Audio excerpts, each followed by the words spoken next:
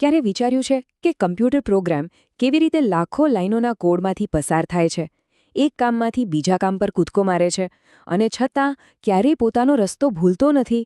આ તો કોઈ જાદુ જેવું લાગે નહીં? તો ચાલો આજે આપણે આ જ જાદુ પાછળનું રહસ્ય ખોલીએ. તો મૂળભૂત સવાલ આ છે, જ્યારે કોઈ પ્રોગ્રામ મુખ્ય કામ કરતો હોય અને અચાનક તેને બીજું કોઈ નાનું કામ કરવા જવું પડે તો એ પાછા ફરવાનો રસ્તો કેવી રીતે યાદ રાખે છે? આ સવાલ ભલે સરળ લાગે, પણ એનો જવાબ જ આધુનિક કમ્પ્યુટર પ્રોગ્રામિંગનો પાયો છે. આખી પ્રક્રિયાને સમજવા માટે ચાલો એક સરસ મજાની કલ્પના કરીએ. વિચારો કે પ્રોગ્રામ એક મોટા હાઈવે પર સીધો જઈ રહ્યો છે અને અચાનક એને કોઈ ખાસ કામ માટે થોડીવાર માટે એક્સપ્રેસવે છોડીને બાજુના સર્વિસ રોડ પર જવાની જરૂર પડે છે. આ એક નાનકડો પણ જરૂરી ડિટૂર છે. આ જે સર્વિસ રોડ પરનું કામ છે ને, એને જ પ્રોગ્રામિંગની ભાષામાં સબરૂટીન કહેવાય છે. સબરૂટીન એટલે કોડનો એક નાનો, ચોક્કસ કામ કરતો ટુકડો. એને મુખ્ય પ્રોગ્રામમાંથી ગમે તેટલી વાર બોલાવી શકાય છે. જેમ કોઈ પુસ્તક વાંચતી વખતે આપણે કોઈ શબ્દ સમજવા માટે પાછળ આપેલી ફૂટનોટ વાંચીએ અને પછી પાછા મુખ્ય વાર્તા પર આવી જઈએ, બસ એવું જ કંઈક. પણ ફૂટનોટ વાંચીને પાછા આવવા માટે એ તો યાદ રાખવું પડે ને કે આપણે વાર્તામાં ક્યાં હતા. બસ પ્રોગ્રામ પણ આવું જ કરે છે. એ આ કામ માટે સ્ટેક મેમરીનો ઉપયોગ કરે છે. સમજો કે આ પ્રોગ્રામની પોતાની એક નાનકડી નોટબુક છે. જ્યારે પણ એ ડિટૂર લે છે ત્યારે એ આ નોટબુકમાં નોંધી લે છે કે એણે હાઈવે પર કઈ જગ્યાએથી વળાંક લીધો હતો. અને પ્રોગ્રામને કઈ રીતે ખબર પડે છે કે હવે આગળ કઈ લાઈન વાંચવાની છે? એ કામ છે પ્રોગ્રામ કાઉન્ટર એટલે કે પીસીનું. પીસી એ પ્રોસેસરની અંદર રહેલું એક માર્ગદર્શક છે, જે હંમેશા આગળ આવનારી સૂચનાનું સરનામું બતાવે છે.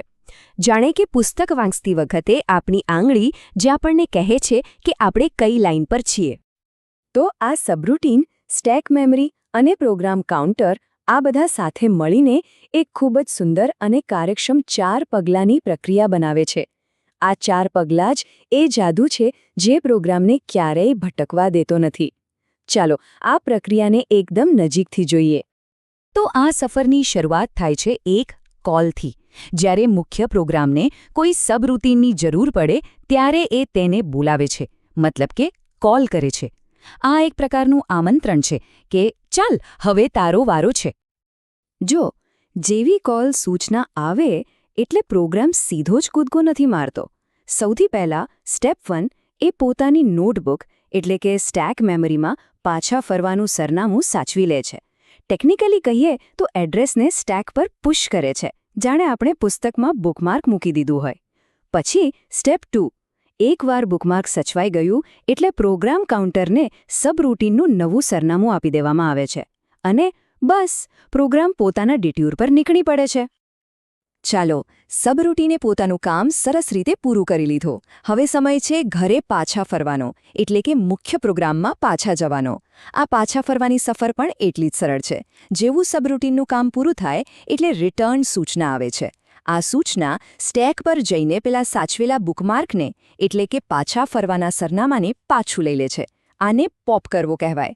અને એ સરનામું સીધું જ પ્રોગ્રામ કાઉન્ટરમાં લોડ થઈ જાય છે. બસ થઈ ગયું. પ્રોગ્રામ બરાબર એ જ જગ્યાએથી આગળ વધે છે જ્યાંથી એણે બ્રેક લીધો હતો, જાણે કંઈ થયું જ ન હોય. ઠીક છે, આ બધી ટેકનિકલ વાતો તો સમજાય, પણ આ નાનકડી કોલ અને રિટર્નની પ્રક્રિયા આધુનિક કમ્પ્યુટિંગ માટે આટલી બધી જરૂરી કેમ છે? આનું મહત્વ શું છે? કારણ કે આ કોઈ નાની સૂની વાત નથી. આ જ તો આધુનિક સોફ્ટવેરનો પાયાનો પથ્થર છે. આને કારણે જ આપણે કોડનો ફરીથી ઉપયોગ કરી શકીએ છીએ. એકવાર સરવાળો કરવાનું સબરૂટીન બનાવી દીધું પછી એને આખા પ્રોગ્રામમાં હજારો જગ્યાએ વાપરી શકાય છે. આનાથી મોટા પ્રોગ્રામને નાના, વ્યવસ્થિત ટુકડાઓમાં વહેંચી શકાય છે, જેનાથી તેનું સંચાલન એકદમ સરળ બની જાય છે.